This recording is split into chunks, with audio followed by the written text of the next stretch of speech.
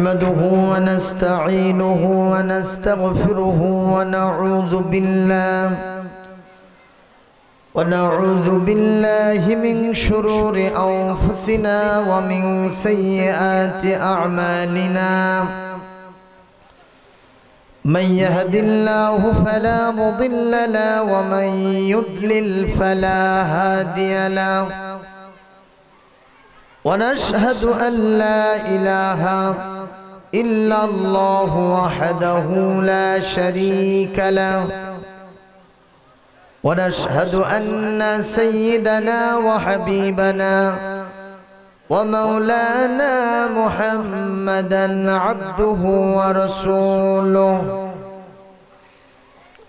الذي أرسله بالحق بشيرا ونذيرا وداعيا إلى الله بإذنه وسراجا منيرا فقد قال الله تعالى في كلامه المجيد وفرقانه الحميد أعوذ بالله من الشيطان الرجيم بسم الله الرحمن الرحيم ألا إن أولياء الله لا خوف عليهم ولا هم يحزنون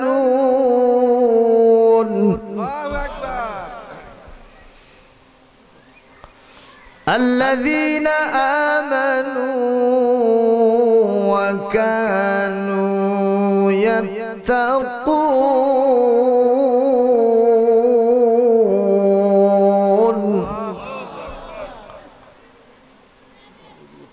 لهم البشرى في الحياة الدنيا وفي الآخرة لا تبديل لكلمات الله ذلك هو الفوز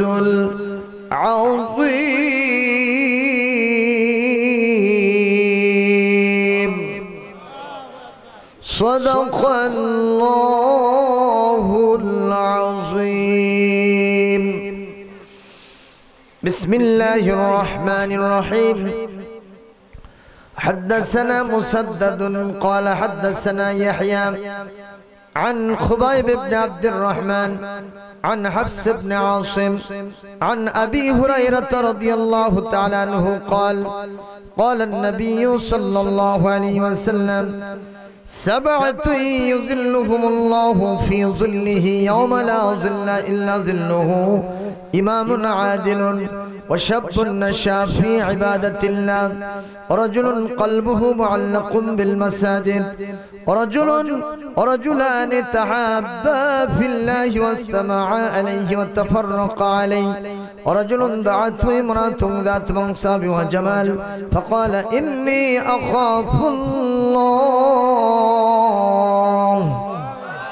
ورجل تصدق بصدقة حتى لا تعلم شماله ما تنفق يمينه ورجل ذكر الله خاليا ففاضت عيناه أو كما قال النبي صلى الله عليه وسلم رواه البخاري ومسلم متفق عليه رواه الترمذي ومشكاة المصابيح وقال تعالى مخبرا وآمرا إن الله وملائكته يصلون على النبي يا আইয়ুহাল্লাযীনা আমানু সাল্লু আলাইহি ওয়া সাল্লিমু তাসলিমা আল্লাহুম্মা সাল্লি আলা সাইয়্যিদিনা মাওলানা মুহাম্মদ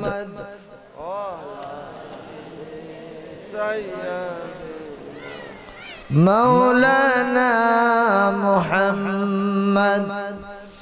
मुझे कुछ मिले या न मिले मोहम्मद मिले, यानी से जैसे अल्लाह मिले।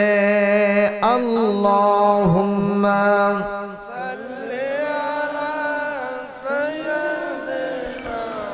मौलाना मुहम्मद व अला आलि सय्यिदिना।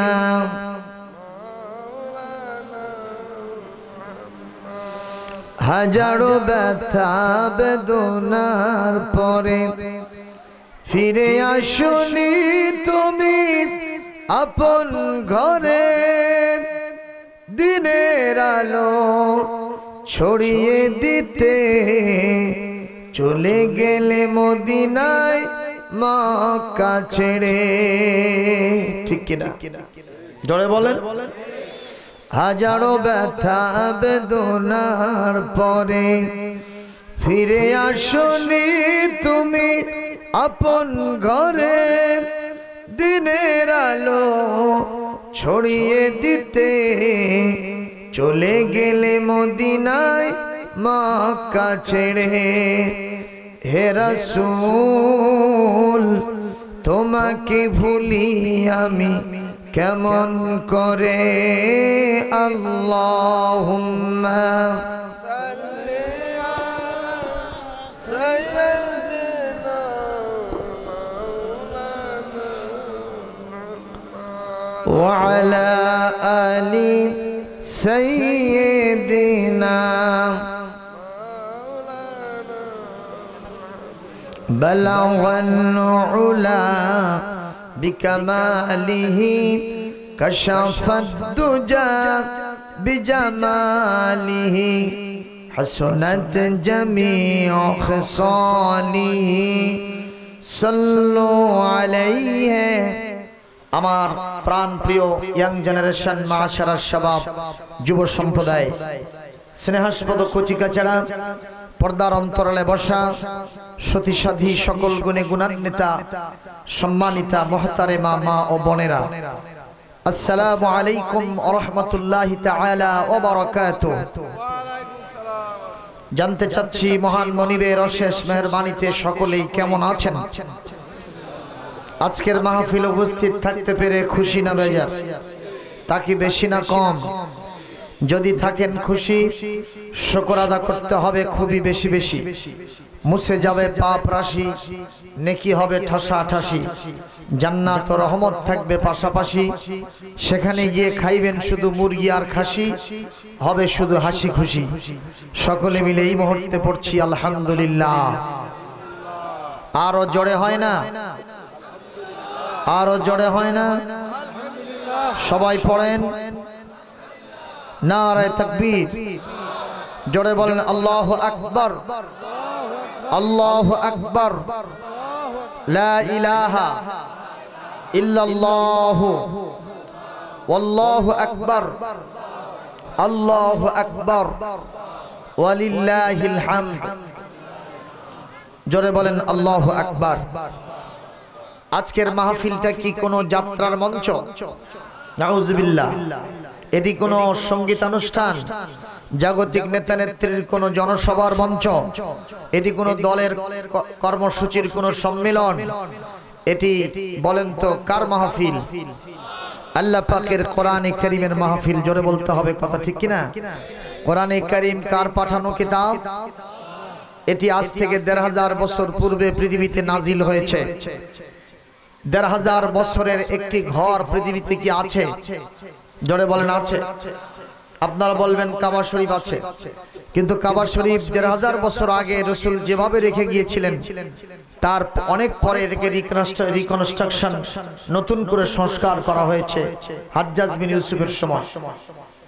এখনো রংচং প্রতি বছরই হয়, কিন্তু কাবার চতুর্দিকে মসজিদুল হারাম যেটি অবস্থিত, মসজিদুল হারাম বিশ্বনবী যেভাবে রেখে গিয়েছিলেন সেভাবে আর নাই।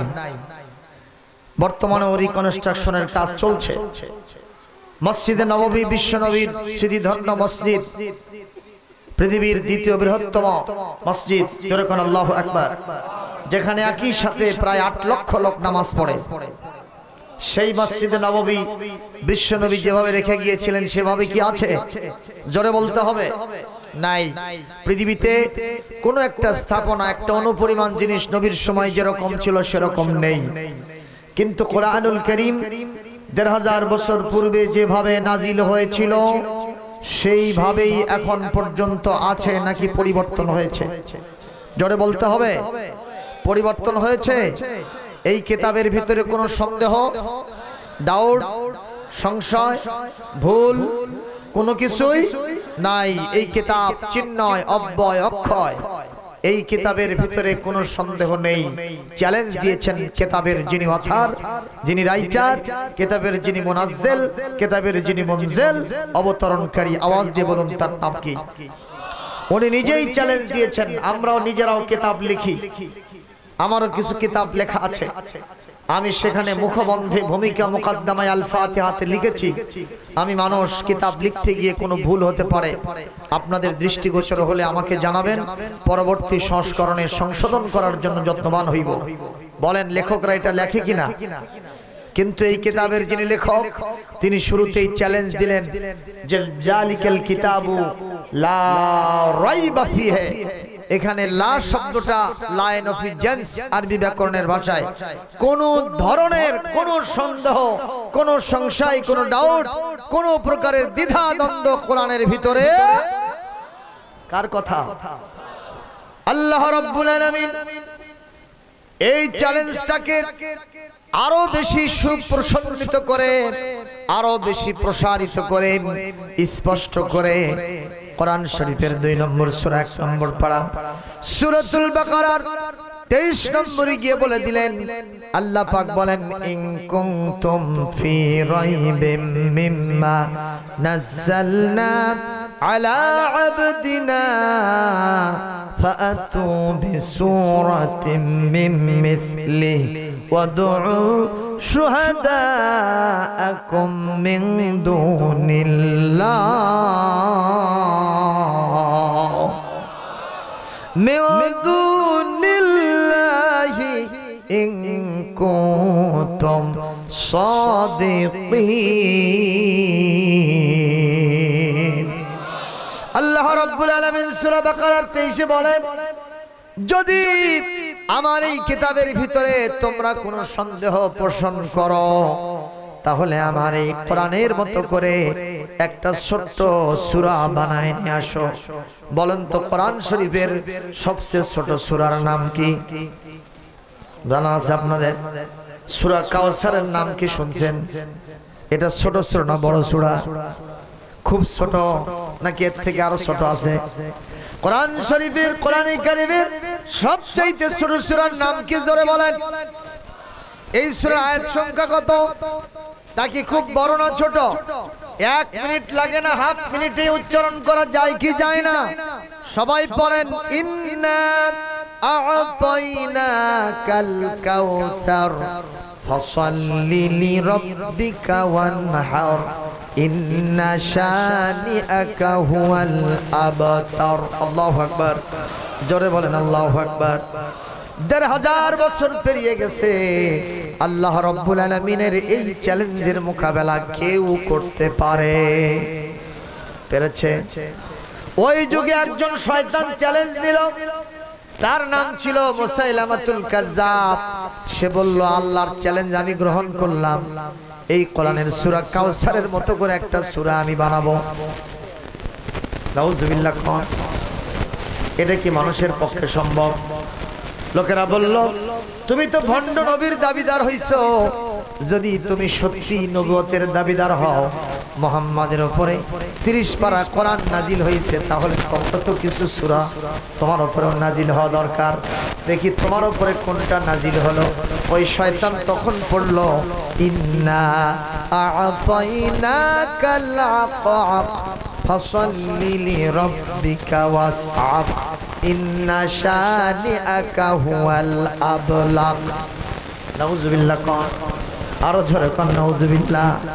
লোকেরা বলল, মুসাইলামা, বিশ্ব নবীর উপরে নাজিল কিতাব সূরাতুল কাউসার শুনলে আমাদের কানের ভিতরে মধুর লাগে, মগজ ধোলাই হয়, কলিজা আকর্ষণ করে, ঈমান আনার জন্য মনটা বাধ্য হয়ে যায়। মারহাবা কোন। আর তোমার উপরে যেইটা নাজিল হয়েছে বলে তুমি দাবি করলা, এই সূরাটা শুনলে আমাদের বমন বমন ভাব হয়, বমি বমি লাগে। তার মানে তোমার পসা তেলাওয়াত, তোমার পসা কোরআনের এই সূরা আমাদের পছন্দ হয় না। চিৎকার দিয়ে বলেন আল্লাহু আকবার। আরো জোরে বলেন আল্লাহু আকবার। আমার মুসলমান জবাব দিবেন, ১৫০০ বছর পেরিয়ে গেল, যত কবি গেছে, সাহিত্যিক গেছে, যত বিজ্ঞানী চলে গেছে, যত বুদ্ধিজীবী চলে গেছে, যত বিজ্ঞানী চলে গেছে, এই কোরআনে কারীমের ভুল ধরার জন্য যারা এসেছে, তাদের নিজেদের ভুলের দন্যতা প্রমাণ হয়ে, নিজেদের ভুল প্রমাণ হয়ে, কোরআনের শাগরেদ হয়ে, মুসলমান হয়ে, আল্লাহর দ্বীনের সৈনিক হয়ে গেছে। মারহাবা। সেই কিতাব এখনো আমাদের কাছে আছে না নাই? এ জোরে বলেন, আছে না নাই? এই কিতাব পেয়ে আপনারা খুশি না বেজার? জোরে বলেন, খুশি না বেজার? এই কিতাব কি শুধুমাত্র তাবিজ করার জন্য? কথা কোন? এই কিতাব ঝাড়ফুঁক দেওয়ার জন্য? এই কিতাব সবিনা খতম করার জন্য? এই কিতাব জিনভূত তাড়ানোর জন্য? এই কিতাব কি জন্য? তাহলে তো আপনাদেরকে জবাব দেওয়া লাগে। জানবেন না কি জন্য? জানবেন? সবাই জানবেন? দেখি হাত তোলেন তো কারা কারা জানতে চান এই কিতাব কেন আসলো। আলহামদুলিল্লাহ, এই মুহূর্তে আমি আপনাদেরকে শোনাচ্ছি কিতাবটা পৃথিবীতে কেন আসলো। কোরআনুল কারীমের 14 নম্বর সূরা 13 নম্বর পারা, সূরা ইব্রাহিম 1 নম্বর আয়াত, আল্লাহ রাব্বুল আলামিন বলেন, আলিফ লাম রা কিতাবুন আনজালনাহু ইলাইকা লিতুখরিজান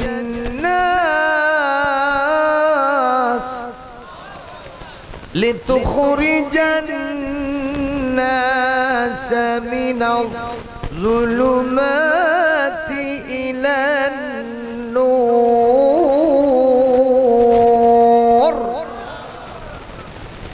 আমার আল্লাহ পাক বলেন, this is the holy book al-Quranul Karim we have sent down to you in order that you may bring forth mankind from darkness to light by the permission of their Lord to the way of Almighty and all-praised Allah subhanahu wa ta'ala. Said Allah subhanahu wa ta'ala in the holy book al-Quranul Karim, Surah Ibrahim, ayat number 1. Jorekon marhaba.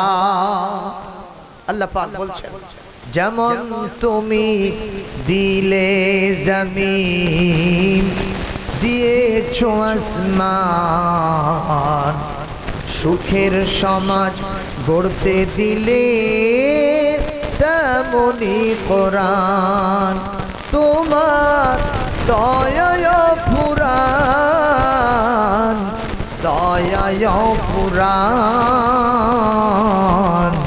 দয়ায় পুরাণ।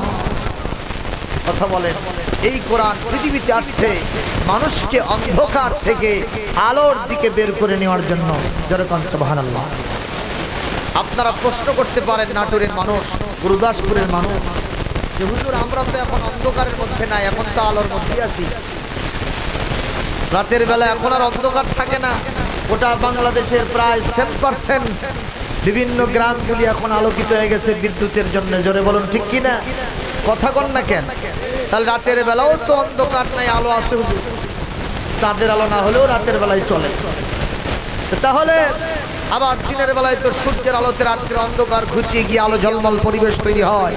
তাহলে আলো আর অন্ধকার বলতে কিছুই বুঝলাম না, একটু বুঝাই দেন। আমি আপনাদেরকে, আমাদের দেশে কি জেনা ব্যভিচার আছে? মনে হয় নাটোরে নাই। তাহলে জবাব দিয়ে দিলেন না, আছে না নাই? সবাই কথা বলতে হবে। এই এত রাতে উঠে যদি আপনারা এভাবে হাঁটুর মধ্যে কাল্লা দিয়ে থাকেন, কোনো ওয়াজ হবে না। জোরে কোন ঠিক কিনা? এই জন্য বক্তার শ্রোতার কানেকশন খুব ডিপলি হতে হবে, এরপরই আলোচনা শুনি এবং করে মজা হবে। জোরে বলতে হবে, ঠিক কিনা? আমাদের দেশে জেনা ব্যভিচার আছে, সুদ ঘুষ আছে, চুরি ডাকাতি আছে, হত্যা সন্ত্রাস দুর্নীতি রাহাজানি আছে, ক্যাসিনোর ব্যবসা আছে। আপনারা বলেন এগুলো কি আলো না অন্ধকার? জোরে বলতে হবে। ওই জগৎটাকে বিজ্ঞজনরা বলে ওই জগতে যারা থাকে এরা হলো অন্ধকার জগতের লোক। কথা বলতে হবে। এই অন্ধকার দূর করার জন্য 1000 পাওয়ার 1 লক্ষ পাওয়ারের বাল্ব জ্বললেও এই অন্ধকার দূর হবে না। এই অন্ধকার দূর করার জন্য যে আলোর দরকার, আওয়াজ দিয়ে একজন চুপ থাকবেন না, বলেন তার নাম কি? আরো জোরে বলেন। আল কোরআন ছাড়া শান্তি হবে না, হবে না, হবে না। এটা আমরা প্রমাণ করে দেখেছি। আজ 46, 47 বছর, 48 বছর পেরিয়ে গেছে। আক্ষরিক অর্থে আমার সমাজে শান্তি বলে যা জিনিস আছে সেটা আসলে নাই। কি কথা বলেন? আপনারা বলেন স্বামী স্ত্রীর মধ্যে শান্তি আছে? হ্যাঁ, স্বামী বিভিন্ন পেশাজীবীর দায়িত্ব পালন করে, সরকারি অফিসার, কলমের খোঁচা দিয়ে 1 লক্ষ টাকা ঘুষ কামাই করছে। ওটা ঘুষ না তুষ? কথা কন। ঘুষটা কামাই করে এখন নামি দামি বাজার করছে বিবির জন্যে, ছেলের জন্যে, মেয়ের জন্যে বাজার করে নিয়ে আসতেছে বাজার থেকে বাসায়। যখন বাসায় ঢুকতেছে নজর করে দেখে তার স্ত্রী নাম হলো মিসেস অক্সিজেন বেগম।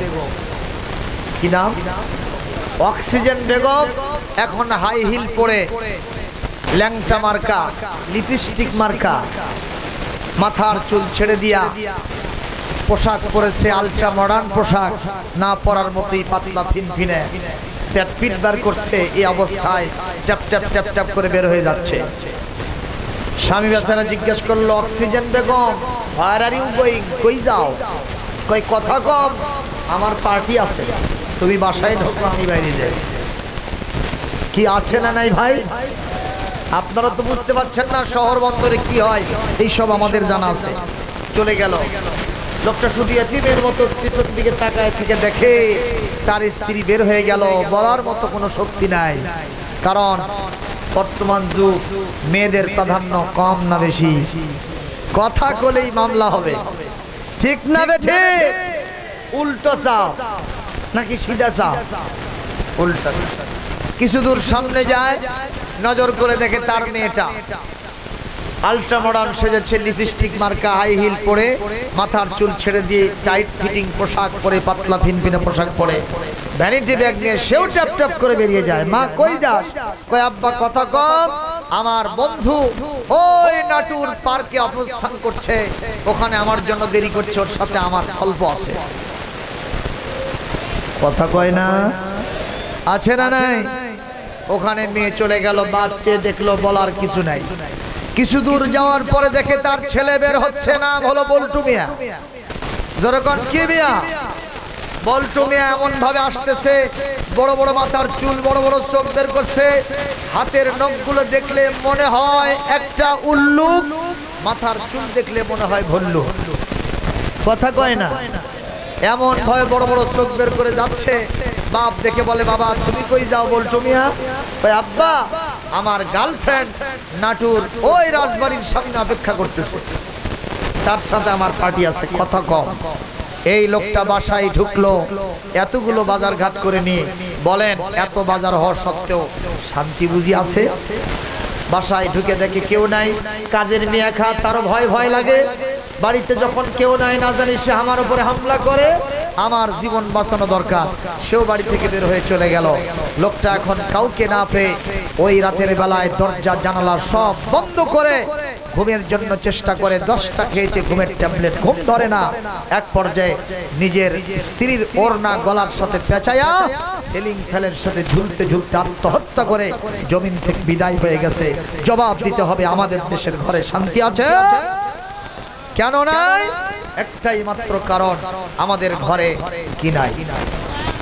জোরে বলতে হবে। এই সমাজে শান্তি আছে ভাইজান? সমাজে যেখানে যাবেন হত্যা, সন্ত্রাস, খুনি, রাহাজানি সব রাজত্ব কায়েম করে ফেলেছে।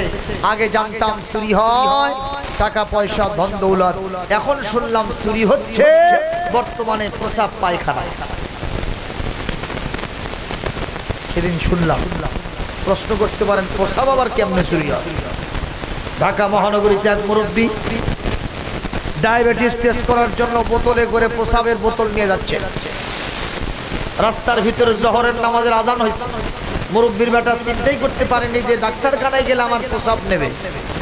উনি বাড়ি থেকে নিয়ে যাচ্ছে, কারণ মুরব্বী মানুষের মাথার নাট বল্টু একটু ঢিল হয় না, একটু তার ঢিল হয়ে যায়।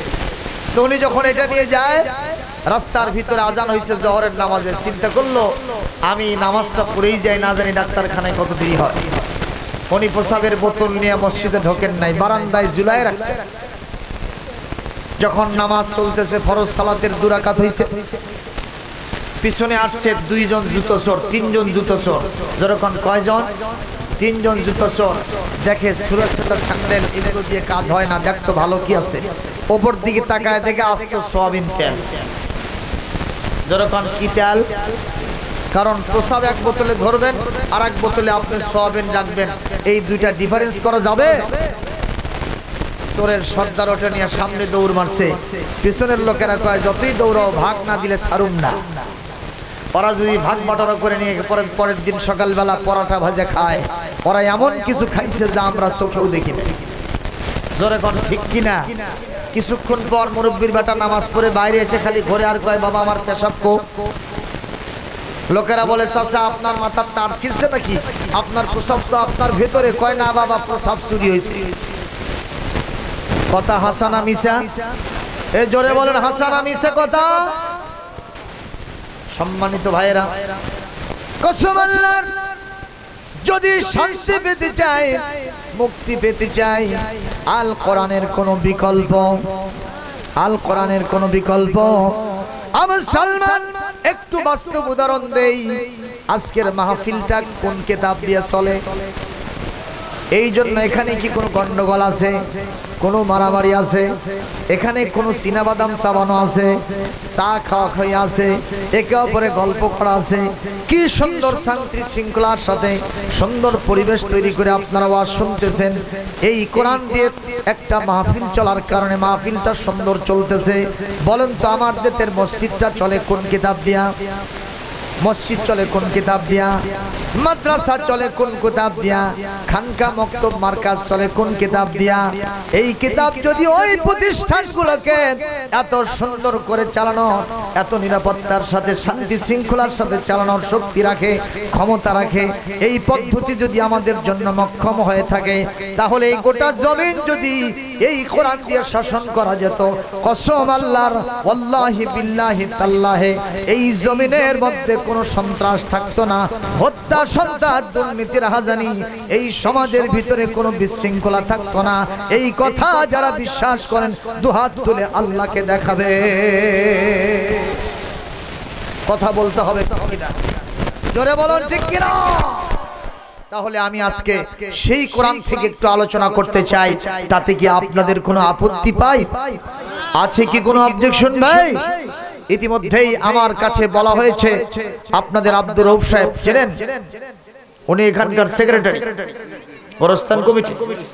উনি আমাকে বলেছেন যে আপনি আসমানের উপরে ওয়াজ করবেন আর মাটির নিচের ওয়াজ করবেন, এই জমিনের ওয়াজ চলবে না। তার মানে আমাকে কবরের ভিতরে ওয়াজ করা লাগবে, আর আসমানের উপরে যেটা হচ্ছে সেটার ওয়াজ করা লাগবে। কারণ যদি আমি জমিনের উপরে ওয়াজ করি, তাহলে হয়তো কারো উপর দিয়া এই ওয়াজ যাইতে পারে। কথা কয় না? তাতে কি আপনাদের কোনো সমস্যা আছে? কারণ বিশ্বাস করেন আমরা আলেম হয়েছি কোরআন থেকে। কোরআন পড়ে আলেম হয়েছি, কোরআনের বক্তব্যই যদি পেশ না করতে পারি, এই আলেম হয়ে লাভটা কি হলো? কথা কন না কে? তবে এই জমিন হলো আখিরাতের ক্ষেত স্বরূপ, এই জমিনের কথা বলতে হবে, তাহলে আখিরাতটা সুন্দর হবে। কথা বলে শুধু আখিরাতে কবরে এই হবে সেই হবে এই কিসসা কাহিনী বলে শেষ করলাম। এখন ওর সমাধান এই জমিনে আমাদের করতে হবে সেইটা বললাম না, তাহলে কাজ হলো আমরা যখন কবরে লাশ রাখি তখন কি বলি বলেন তো? বিসমিল্লাহে ওয়া আলা মিল্লাতে রাসূলিল্লাহ। এর মানে কি? আল্লাহর নামে রাসূলের দলে উঠাই দিয়ে গেলাম। কোন লোককে উঠাইলেন? যেই লোক সারাটা জীবন আল্লাহর দলের বিরুদ্ধে কথা বলছে। কথা কয় না? যেই লোক সারাটা জীবন বিশ্বনবীর দলে খেলে নাই, বিশ্বনবীর জার্সি পরছে কিন্তু আবু জেহেলের দলে খেলছে। কি কথা বোঝেন না? জার্সি পরবেন আবাহরীর আর খেলবেন মোহামেডানে। কথা কয় না? কথা কয় না? কোনটার জার্সি পরছেন? আবাহনী ক্রীড়া চক্রের, আর আপনি খেলছেন হচ্ছে মোহামেডানের দলে। বলে আপনাকে কি আবাহনীর দলের লোকেরা কিছু দেবে? কথা কোন দেবে? আপনি সারাটা জীবন শয়তানের দলে থাকলেন, শয়তানের অনুসরণ করলেন, শয়তানের কথা আপনি মেনে চললেন, কোরআনের কথা সবসময় ইগনোর করে চলেছেন। আর আপনাকে নিয়ে গিয়ে হুজুর সাহেব, আপনাদের যিনি আজকের বক্তা ছিলেন কি মফিজুর রহমান সাহেব না, উনি তো বলে গেলেন কত লাশ আমি ওখানে কবরে রেখে আসছি, আর বলে আসছি বিসমিল্লাহি ওয়া আলা মিল্লাতি রাসূলিল্লাহ, আল্লাহর নামে রাসূলের দলে উঠায় দিয়ে গেলাম। বিশ্বাস করেন আল্লাহর দলে জমিনেও করতে হবে। আমার এখানে আওয়ামী লীগ থাকতে পারে, বিএনপি থাকতে পারে, জাতীয় পার্টি থাকতে পারে, জাসদ বাসদ থাকতে পারে, ইসলামী দলগুলো যেগুলো আছে সেগুলো তো আছেই, কওমি মাদ্রাসা, আলিয়া মাদ্রাসা, তাবলীগ জামাত, পীর মাশায়েখ, ইসলামী আন্দোলন, আরো যেগুলো আছে সবাইকে নিয়েই তো আজকের মাহফিল। ঠিক কি না? আজকে মাহফিলে আমাদের অন্য কোনো পরিচয় নাই, আমাদের পরিচয় একটা, আমরা হলো আল্লাহর দলের লোক। সবাই আল্লাহর দলের লোক। দেখি কারা কারা আল্লাহর দলের লোক, মাঝে মাঝে হাত তুলতে হবে, কারণ এই মাহফিলের ভিডিও ধারণ করতেছেন কে? জোরে বলেন কে? তাহলে একটু জোরে সোরে তাকবীর দেন। নারায়ে তাকবীর, নারায়ে তাকবীর। কোরআন হাদিস যেখানে, আল্লাহ রাসূল যেখানে,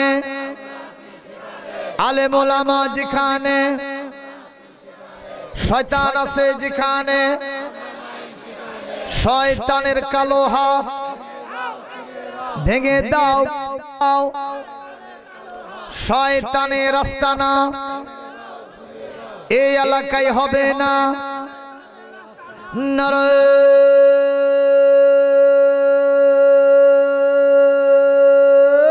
তাকবীর, আলহামদুলিল্লাহ। আমরা এখন একটা দলের সদস্য, সেই দলের নাম হলো হিজবুল্লাহ। আমাদের দলের নাম কি? এই কথাটি কোরআনুল কারীমের ৫ নম্বর সূরা ৬ নম্বর পারা সূরাতুল মায়েদা আয়াত নম্বর 56 ৫৬ নম্বর আয়াত আল্লাহ পাক বলছেন, ওয়া মাইয়াতাওয়াল্লাল্লাহ ওয়া রাসূলহু ওয়াল্লাযীনা আমানু ফাইন্না হিজবাল্লাহি হুমুল গালিবুন। আল্লাহ রাব্বুল আলামিন বলেন, যারা আল্লাহর সাথে বন্ধুত্ব করেছে, রাসূলের সাথে বন্ধুত্ব করেছে, ঈমানদারদের সাথে যাদের গুডউইল পয়দা হয়ে গেছে, ওরা এমন একটা দলের সদস্য, ওই দলের নাম হলো হিজবুল্লাহ। জোরে কোন কি বুল্লাহ? আরো জোরে সবাই বলেন, আওয়াজ তোলেন, মিছিল করেন, আন্দোলন করেন, সংগ্রাম করেন। ওই দলের নাম হলো হিজবুল্লাহ। আর হিজবুল্লাহর মেম্বারশিপ যারা গ্রহণ করেছে, সদস্যপদ যারা লাভ করছে, আমি আল্লাহ বললাম দুনিয়া আখিরাতের প্রথম মঞ্জিল কবরে গেলেও ওদেরকে কেউ পরাজয় বরণ করতে পারবে না, ওরা সব সময় বিজয়ী হবে। কার কথা? আপনি যেই লোকটাকে শয়তানের দল করছে তারে নিয়ে গিয়া আল্লাহর দলে উঠায় দিয়ে আসলেন, রসুলের মিল্লাতে উঠায় দিয়ে আসলেন। আমার রসুল বলছেন আমি মরা লাশ নিয়া আমার কোনো কাম নাই। জোরে কোন ঠিক কিনা? এই জন্য দুনিয়াতে আল্লাহর দল করা লাগবে। আল্লাহর দলের নাম কি বললাম? জোরে কোন আলহামদুলিল্লাহ। আমার সালমান খুবই নজর করে কথা শুনবেন। এই পৃথিবীতে যদি আপনি আল্লাহকে আপনার দলের মূল তালিকা শক্তি হিসেবে, ফাউন্ডার হিসেবে মনে করেন, আর বিশ্ব নবীকে যদি সেই দলের নেতা হিসেবে মেনে নেন, আল্লাহ রাব্বুল আলামিন অবশ্যই আপনার জন্য ঘোষণা করবেন, আল্লাহ তাখাফু ওয়ালা তাহজানু ওয়া আবশিরু বিল জান্নাতিল্লাতী কুনতুম তুআদুন। তুমি যখন মারা যাইবা, মারা যাওয়ার সময় আজরাইলের বিবর্ত চেহারা যখন তোমার সামনে পেশ করা হবে, এই মুহূর্তে তোমাকে ওটা দেখে কখনো তোমার টেনশন থাকবে না। ওই সময় তোমার ভেতরে কোনো ভয় কাজ করবে না, কারণ ওই ফেরেশতা মণ্ডলী তোমার সামনে এসে বলবে, আল্লাহ তাখাফু, আজরাইলের চেহারা দেখে তুমি ভয় পেও না, ওয়ালা তাহজানু, তোমরা কখনো চিন্তা করো না, আমরা তোমাদের সাথে আছি, আমরা তোমাদের সাথে আছি। অবশ্যই তোমরা খোঁজখবরে জান্নাতের শুভ সংবাদ গ্রহণ করো। জোরে বলেন সুবহানাল্লাহ। ও মুসলমান জবাব দিবেন, আজরাইলের চেহারা ভয়ঙ্কর কিনা? আজরাইলের চেহারা যারা দেখছে তাদের ভিতরে আমি একজনের নাম বলবো, তিনি হচ্ছেন খাতুনে জান্নাত, আমার রাসূলের কলিজার টুকরার সন্তান মা ফাতিমাতুজ জাহরা রাদিয়াল্লাহু তাআলা আনহা। বিশ্বনবীর যখন ইন্তেকাল হবে, আজরাইল আলাইহিস সালাম আল্লাহর পক্ষ থেকে সেই বিশ্বনবীর দরজায় বসে গেলেন আর সালাম দিতে থাকলেন, আসসালামু আলাইকুম ইয়া আহলাল বাইত, আসসালামু আলাইকুম ইয়া আহলা বাইতিন নবুওয়াত, আসসালামু আলাইকুম ইয়া মা'দানার রিসালা। হে নবুয়তের বাড়ি, এ আহলে বায়তগণ, শুধু তাই নয়, হে রিসালাতের খনি, এই বাড়িওয়ালার প্রতি শান্তি বর্ষিত হোক। এইভাবে বারবার সালাম দিচ্ছেন। কে? কথা বলেন, কে? আজরাইলকে চেনেন? চেনেন না তো? কি করে আজরাইল, কি করে সেটা জানেন তো? কি করে ভাই? যেইটা করলে এইখানে জায়গা হয় না, জায়গা হয় ওই জায়গায়। কথা কোন জায়গা? ভাইরা আমার, এইবার বিশ্ব নবীকে ওখান থেকে যখন ডাকতেছেন, আতাযুনানা বিদুখুলি আলান নবী, তোমরা কি নবীর কাছে যাওয়ার জন্য আমাকে পারমিশন দাও। আজরাইল কার কাছে যাওয়ার জন্য পারমিশন চায়? সঙ্গে সঙ্গে বিশ্বনবী কলিজার টুকরা মা ফাতেমাকে বললেন, মা উযুরি মান আলাল বাব, মার একটু দেখো তো কে আমাকে বারবার দরজায় ধারে থেকে ডাকে, কে ডাকে একটু দেখো তো। সঙ্গে সঙ্গে মা ফাতেমাতুজ জাহরা রাদিয়াল্লাহু তাআলা আনহা দরজার পাশে গেলেন, যে দেখলেন কি একটা চেহারা, দেখার সাথে সাথে আল্লাহু আকবার বলে ডুকরে কেঁদে উঠলেন। জোরে করে আল্লাহু আকবার। হযরত মা ফাতেমা খাতুনে জান্নাত দু চোখের পানি ছেড়ে দিয়া বিশ্ব নবীর সামনে এসে বললেন, আব্বাজি আরা আলাল বাবে শাখসাম মাহাবা, আব্বাজি আমি দরজার উপরে এমন একটা মানুষকে দেখলাম, যেই মানুষের চেহারাটা অনেক ভীতিকর, জীবনে কোনো এরকম চেহারা মানুষ আমি দেখি নাই। আব্বাজি আমি তারে চিনতে পারি নাই, কে সেটা? আমার খুব ভয় লাগতেছে, আমার কলিজাটা যেন খা খা করতেছে, কে এটা? আমার কলিজায় পানি নাই, আব্বাজি কে এটা, কে এটা? আমার নবীজি বললেন, ও মা খাতুনে জান্নাত, আমার কলিজার টুকরা আমারে শুনে নে, শুনে নে, এ হলো হাজা মালাকুল মউত, হাজা মুখমেদুস সাউদ, হাদা হাজিমুল লাজ্জাত। এমাম, এটা অন্য কেউ না রে, এটা হলো মানুষের শ্বাসকে বিশ্বাস করে দেয়, যে মানুষের কণ্ঠস্বরকে স্তীমিত করে দেয়, শুধু তাই নয় মানুষের জীবনটাকে শেষ করে দেয়। এর নাম হলো মালাকুল মউত।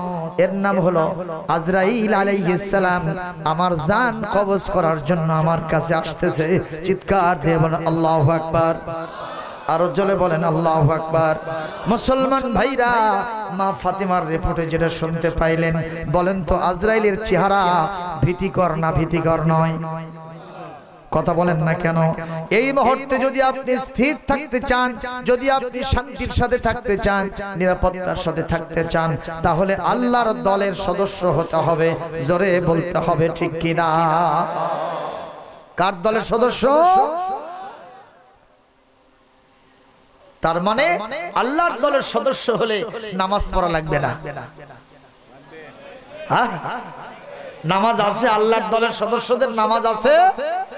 কিন্তু আমাদের দেশের ভণ্ডরা কি কয়? কিছু ভণ্ড আছে না নাই কয়? সব ভণ্ডরা এক জায়গায় হইয়া সুন্নি সাজিছে, সুন্নি। কথা কয়, সব ভণ্ডগুলো এক জায়গায় হয়ে হইছে সুন্নি। সমানে যারা কোরআন হাদিসের আসল আল্লাহর ওলি, যারা কোরআন হাদিস থেকে আলোচনা করতে জানে, সেই সব লোকদের সামান্য সুটকা দুই একটি কথাবার্তা যদি আনফরচুনেটলি মুখ থেকে অন্যরকম বের হয়ে যায়, কাফের ফতোয়া দেয়। কথা বলেন আছে না নাই? ঢাকা মহানগরীতে একটা ব্যানার সামনে নিয়ে ওই ছাগলের ৩ নম্বর বাচ্চার মতো ওখানে দাঁড়ায় মিছিল করে, ফাঁসি চাই, ফাঁসি চাই। আছে না নাই? এরা কি ভণ্ড? জোরে কোন কি? এদের শাগিরাদরা বলে পানির তলে আগুন জ্বলে, পানির তলে আগুন জ্বলে, ঝড় বাতাসে নেভে না। আমার বাবার মুরিদ হলে নামাজ রোজা লাগে না। এমন বাবার মুরিদ, যার মুরিদ হলে নামাজ রোজা লাগে না। আপনারা কি এমন বাবার মুরিদ হতে চান? চান? সম্মানিত উপস্থিতি, বিশ্বাস করেন, আজকে ইয়াং জেনারেশন, যুব সম্প্রদায় এখানে এসেছো, তোমাদের উদ্দেশ্যে একটা কথা বলতে চাই। তোমরা এখন নামাজ বেশি কাজা করো। মুরব্বী মানুষ তো পার হয়ে গেছে, চাকরি থেকে রিটায়ারমেন্ট হয়েছে, এখন তো তার আর কিছু করার ক্ষমতা নাই। তবলিগের চিল্লাই যায় আর মসজিদে গিয়ে নামাজের 1 ঘন্টা আগে থেকে বসে থাকে। কথা কয় না? হয়তো মুরব্বীরা মন খারাপ করবেন, মন খারাপ না, আপনি এই বয়সে আসছেন, আলহামদুলিল্লাহ, ভালো, কিসমত আপনার ভালো। কিন্তু যেই বয়সটা আল্লাহকে দেওয়ার দরকার ছিল, সেই বয়সটা হলো যুবক বয়স। ঠিক না ভাইজান? আমাদের এই বগুড়ায় আজ থেকে 30 বছর পূর্বে একটা প্রাইমারি স্কুল ভিজিট করতে আসবে একজন ভিজিটর। আগেই স্কুলের হেডমাস্টার সাহেবকে বলে দিয়েছেন, ইনফরমেশন দিয়েছেন, স্কুলের পরিবেশটা একটু ঠিকঠাক রাখবেন, আমি যেন কোনো অসঙ্গতি দেখতে না পাই, তাহলে কিন্তু আপনাদের বিদ্যুৎ বিল টিল সব বন্ধ হয়ে যাবে, এই প্রতিষ্ঠান সরকারি অনুদানভুক্ত থেকে বন্ধ হয়ে যাবে। তখন হেডমাস্টার সাহেব সব শিক্ষকদেরকে নিয়ে বসছে, ছাত্র ছাত্রীদেরকে নিয়ে বসছে, বাবা আগামী পরশুদিন ভিজিটর সাহেব, ইন্সপেক্টর সাহেব আসবেন, পরিবেশ ঠিকঠাক রাখতে হবে। আপনারা তো এখন এই লুঙ্গি পরে আসেন আর পাঞ্জাবি পরে আসেন, একদিনের জন্য আপনাদের একটু পায়জামা পরতে হবে। জোরে কোন কি জামা? কি জামা? অথচ ওনারা পরেন কি? লুঙ্গি আর পাঞ্জাবি। এই কথাটা শোনা সব শিক্ষক রাজি হয়ে গেছে, যাক একদিনের জন্য হোক বা 2 দিনের জন্য হোক আমরা পায়জামা পরবো। কিন্তু একজন বুড়া শিক্ষক, যার বয়স আছে চাকরির আর মাত্র 2 মাস। কয় মাস? এই শিক্ষক বলতেছে, বাবা আব্দুল্লাহ হেডমাস্টার, এই 2 মাসের জন্য তুই আমাকে আর কাতরার মধ্যে ঢুকোস না বাবা। মানে পায়জামা দেখতে তো ঢেকির কাতরার মতো লাগে। ঠিক না বে ঠিক? ঠিক না বে ঠিক? হেডমাস্টার বলতেছে, চাচা যতই কষ্ট হোক, শরম লাগুক, লজ্জা লাগুক, যেটাই হোক, একদিনের জন্য একটু এই কাতরার মধ্যে আপনার ঢোকাই লাগবে। কয় বাবা দড়ি প্যাঁচ লাগলে কি হবে, প্রসাব পায়খানা লাগলে আল্লাহ জানে। মানে রশি যেটা, তখন তার এরকম সুন্দর রবার সিস্টেম ছিল না। কেউ কেউ আবার ওখানে সুতলি ঢুকাই দিয়ে রাখতো। কি কথা করতেকে দেখো এক পর্যায়ে, আচ্ছা ঠিক আছে দেখা যাক কি হবে, হোক, ওই দিনে দেখা যাবে। সব শিক্ষকেরা নির্ধারিত দিনে পায়জামা পাঞ্জাবি পরে আসছেন, কিন্তু ওই বুড়া চাচা লুঙ্গি পাটি। হেডমাস্টার জিজ্ঞেস করছে, চাচা আপনার পায়জামা পরলেন না কেন? কয় বাবা মাথা গরম করিস না, জায়গা মতোই আছে। কোথায় আছে? কয় যে ব্যাগের ভিতর। পায়জামা থাকবে পায়ে, উনি রাখছে কোথায়? ব্যাগের ভিতর। সঙ্গে সঙ্গে হেডমাস্টার বলতেছে, পরে নেন, ভিজিটর সাহেব অলরেডি বের হয়েছে। কয় আজকে যে ভাব দেখতেছি সম্ভবত আজকে ভিজিটর সাহেব আসবে না। কয় না উনি আসতেছে, আমার কাছে ইনফরমেশন দিয়েছে উনি আসতেছেন অবশ্যই। বলে তাহলে আগে আসুক তারপরে পায়জামা পরবো।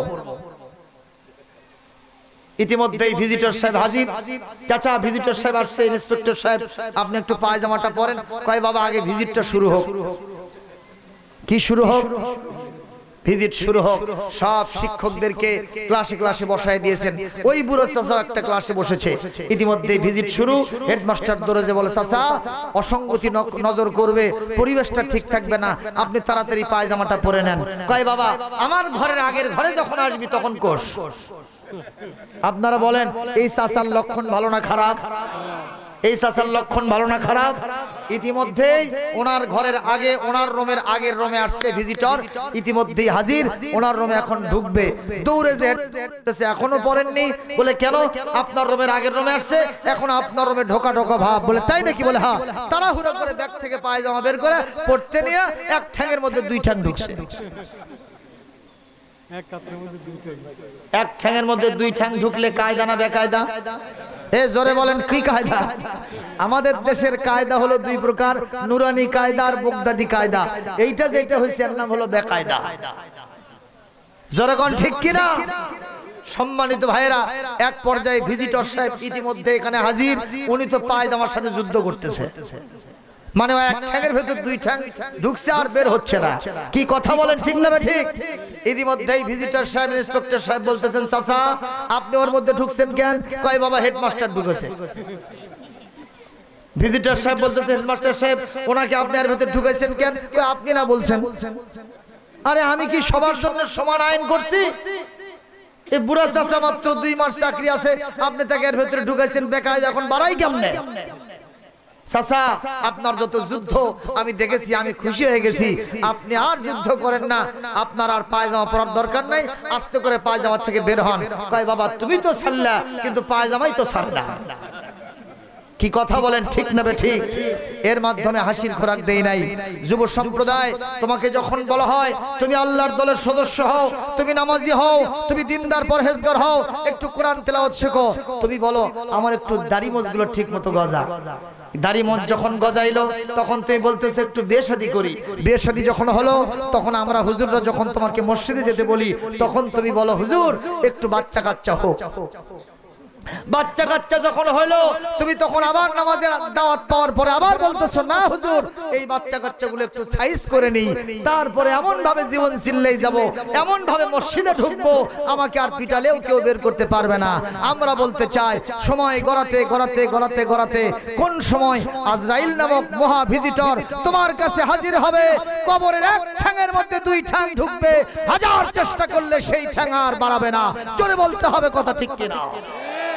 এই মুহূর্তে আমার আজকে আহ্বান থাকবে যে সমস্ত যুব সম্প্রদায় আজকের এই মাহফিলে হাজির হইছো, আর সময় গড়াতে দেওয়া যায় না।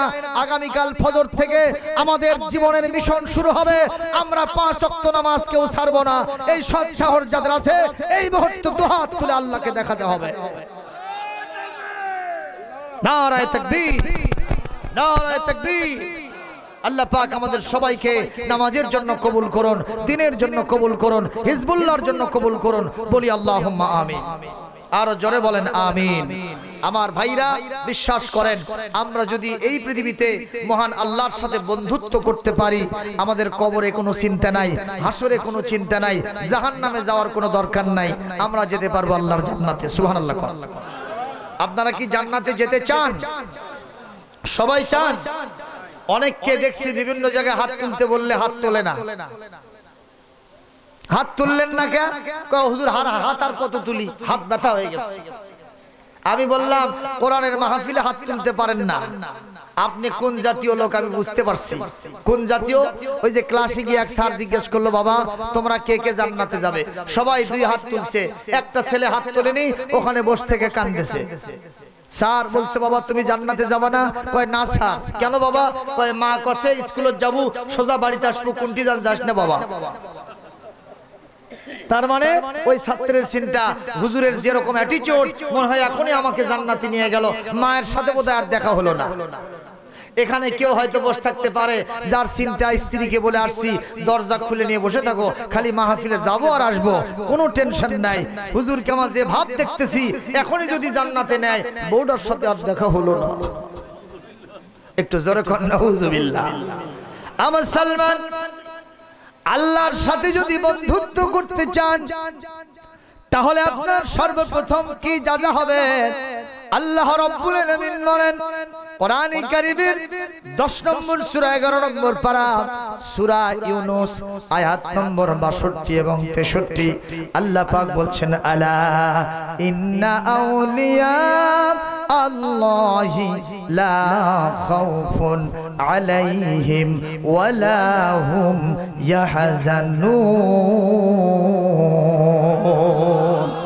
আল্লাহ রাব্বুল আলামিন বলেন সাবধান, খবরদার খবরদার, আল্লাহ ছাড়া কারোর সাথে বন্ধুত্ব করো না।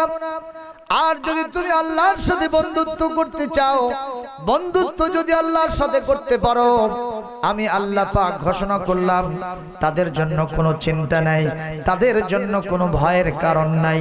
জোরে জোরে বলেন সুবহানাল্লাহ। এখন আল্লাহর বন্ধু হতে গেলে আমাদের 2টা গুণ লাগবে। জোরে বলেন কয়টা? আরো জোরে। 1 নম্বর গুণ হলো আল্লাযীনা আমানু, যারা আমার বন্ধু হতে চায়, আমার দোস্ত হতে চায়, আমার ওলি হতে চায়, আমি আল্লাহ পাক তাদের 1 নম্বর বৈশিষ্ট্য হিসেবে ঘোষণা করি তাদেরকে খাঁটি ঈমানদার হতে হবে। জোরে বলেন আমিন।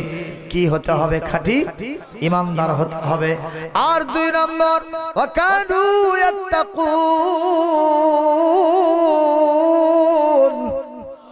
তারা আমি আল্লাহ ছাড়া কাউকে ভয় করবে না। বলেন আপনারা কি কোনো কামান, বন্দুক, কাঁটা রাইফেল, বোমা, ক্রিসকে ভয় পান? কোন রক্তচক্ষুকে ভয় পান? কোন পুলিশকে ভয় পান? আরবি বিজিবিকে ভয় পান? আপনারা কাকে ভয় পান?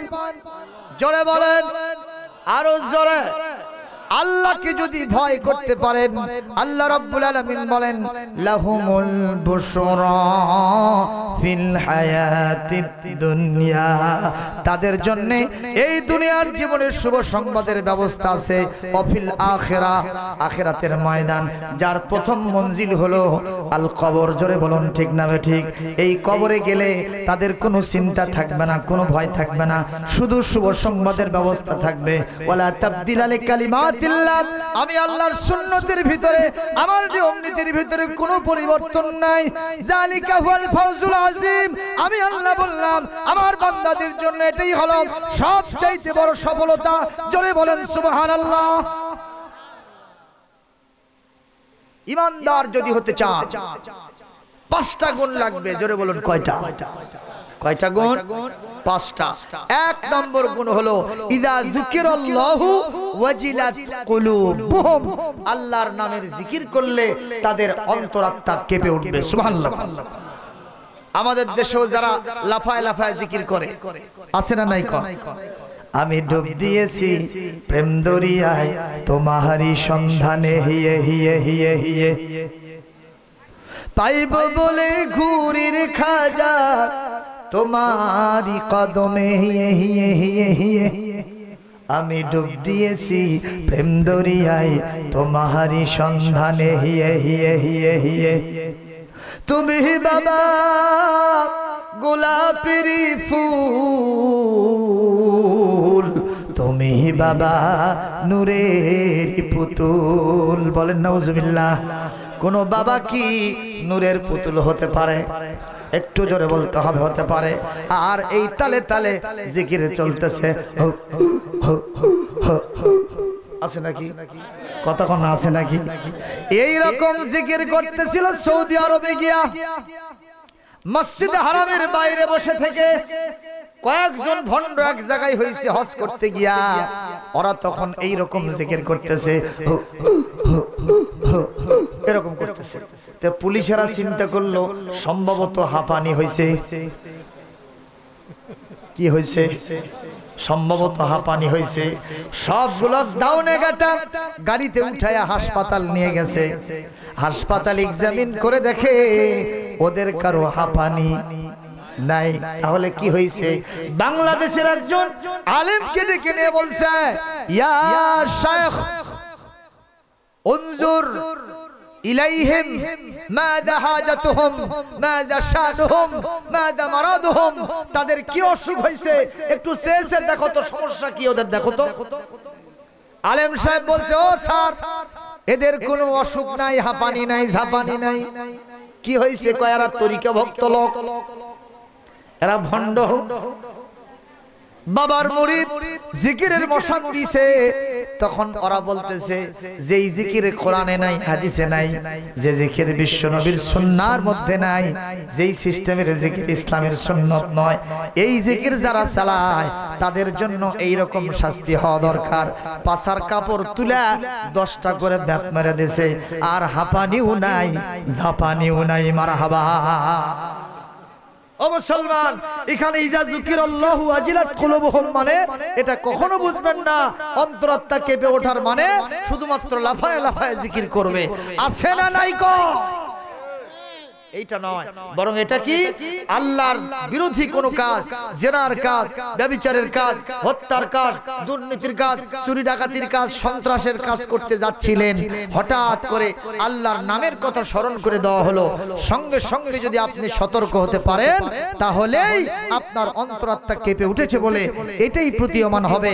এটাই ইজা যুকিরাল্লাহু ওয়াজিলাত কুলুবুহুম। পৃথিবীর সমস্ত মুফাসসির তাদের তাফসীরের ভিতরে এই কথাই বলেছেন। সুবহানাল্লাহ।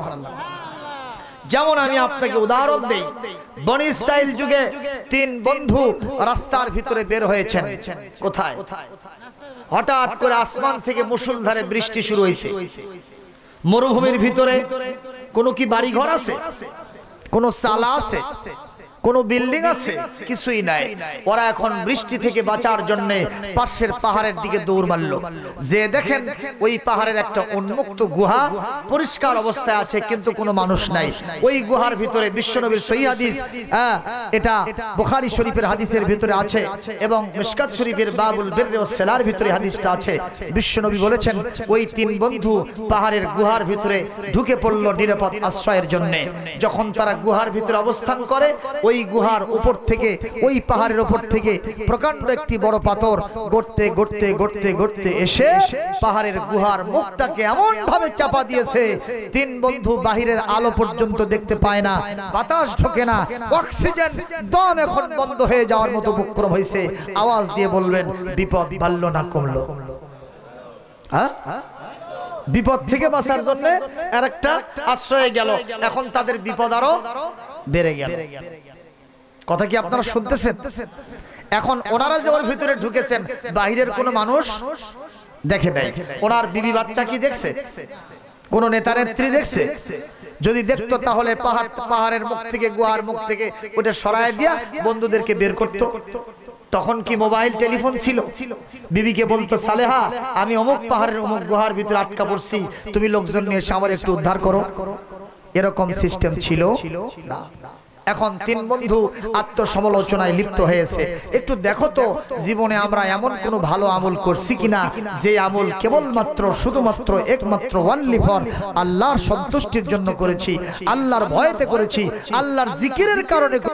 এরকম কোন আমল থাকলে সে আমলের বদৌলতে আল্লাহর কাছে দোয়া করো, আল্লাহ পাক ওই আমলের বদৌলতে আমাদের এই বিপদ থেকে মুক্ত করে দিবেন। জোরে বলেন, আর জোরে বলেন। এখন এক বন্ধু আস্তে করে আত্মসমালোচনায় লিপ্ত হলো, আস্তে করে চক্ষু বন্ধ করলো। এই বন্ধু নজর করে দেখতেছে জীবনে আমার একটা আমল আছে যা কেবলমাত্র আমার আল্লাহর জন্য আমি করেছিলাম। মারহাবা। এই যুবক বলতেছে, আল্লাহ আমার জীবনের একটা ছোট আমল, সেটা হলো আমার বাবা মা যখন বৃদ্ধ আর বৃদ্ধা হয়ে গেছেন, তাদের কামাই রোজগার করার মতো কোনো শক্তি ছিল না। আমি একমাত্র কর্মক্ষম ব্যক্তি, আমার পরিবারের ভিতরে আমি কামাই রোজগার করি। এই সময় একদিন আমি তো পশু চারণকারী ছিলাম, পশু পালন করতাম। আমি মরুভূমিতে এই পশু চড়ায় নিয়ে এসে দুধগুলো দহন করে আমার প্রত্যেক দিনের অভ্যাস ছিল দুধগুলো নিয়ে গিয়া আমি সর্বপ্রথম আমার বাবা মাকে খাওয়াই দেই, এরপরে বিবি বাল বাচ্চারে খাওয়াই, সর্বশেষ আমি খাই। কিন্তু একদিন আমার পশু চড়াতে চড়াতে এত দূরত্বে চলে গেছি, ওখান থেকে ফিরে আসতে গিয়া রাত গভীর থেকে গভীরতর হয়ে গেল। আমি তখন দুধগুলো যখন দহন করতেছি, নজর করে দেখি আমার ছোট্ট ছোট্ট বাল বাচ্চাগুলো ক্ষুধার জ্বালায় কষ্ট পেতে কান্না শুরু করে দিয়েছে। ওদের পিঠের সাথে লেগে গেছে, চোখ মুখগুলো শুকনো হয়ে গেছে। আমার কাছে এসে খাবারের জন্য আবদার করলো, কিন্তু আমার মনটা গলল না। আমার প্রাণের বিবি, আমার প্রিয়তমা স্ত্রী আমার কাছে এসে ক্ষুধার জন্য আমার কাছে শিকায়ত করলো, আমি তার দিকেও মনোনিবেশ করলাম না। আমি দুধের পেয়ালা আমার নিজের মুখেও দিল না। আমি অথচ অনেক ক্ষুধার্ত ছিলাম। আমি সরাসরি দুধের পেয়ালা নিয়ে আমার মা বাবার শিওরের পাশে রুমের ভিতরে চলে গেলাম। আমি যখন মা বাবার কাছে দুধের পেয়ালা নিয়ে গেছি, তখন যে দেখি আমার বাবা মা দুইজনে ঘুমের ভিতরে আচ্ছন্ন হয়ে আছেন, এখন পর্যন্ত তাদের ঘুম ভাঙে নাই। আমি চিন্তা করলাম, যদি তাদেরকে ঘুম থেকে জেগে দুধ পান করাই, ওদের তো কষ্ট হবে, ওনাদের তো কষ্ট হবে। যতক্ষণ পর্যন্ত তারা না জাগবে, স্বেচ্ছায় না জাগবে, ততক্ষণ পর্যন্ত দুধের পেয়ালা নিয়ে আমি তাদের সম্মানে দাঁড়ায় থাকবো। জোরে কোন আল্লাহু আকবার। আবু সালমান ওই ব্যক্তি বলছেন, আল্লাহ, রাত যখন গভীর থেকে গভীরতর, এক পর্যায়ে রাত যখন সবে কাজে হয়ে গেছে, এখন সবে সাদেক হবে ভাব। ইন দা মেন টাইম আমার মার ঘুমটা ভেঙে গেল, আমার বাবার ঘুমটা ভেঙে গেল। আমাকে চেয়ে দেখতেছে, আমি দুধের পেয়ালা নিয়ে দাঁড়াইছি। বলে, বাবা আব্দুল্লাহ, কতক্ষণ ধরে এখানে তুমি দাঁড়াইছো? বাবা বলে, মা অনেকক্ষণ ধরে দাঁড়াইছি। ও আব্বা, অনেকক্ষণ ধরে দাঁড়াইছি। এই বাবা, এত কষ্ট কেন করেছো? যাক, তোমার জন্য দোয়া করে দেই। আমরা বাপ মা তোমার জন্য দোয়া করি। তুমি যা করেছো, আল্লাহ রাব্বুল আলামিন দুনিয়া আখিরাতে যেন তোমাকে কোনো বিপদ মুসিবতে না ফেলা। একটু জোরে মারহাবা। আবু সালমান এই মুহূর্তে এই ব্যক্তি বলছেন, আমি আমার এই দুধের পেয়ালা মার হাতে দিলাম, মা দুধ পান করলেন। এরপরে আমার বাপের হাতে দিলাম, আব্বা জান দুধ পান করলেন। এরপরে আমি নিয়ে এসে আমার সন্তানগুলি আজেজ দুর্বল হয়ে গিয়া ক্ষুধার জ্বালায় কষ্ট পেতে পেতে কাঁদতে কাঁদতে কেউ ঘুমায় গেছে, তাদেরকে জেগে উঠায়া দুধ তাদেরকে পান করে দিলাম। এরপরে আমার বিবিকে পান করাইলাম। লাস্টলি এন্ড ফাইনালি সর্বশেষ আমি নিজে পান করলাম।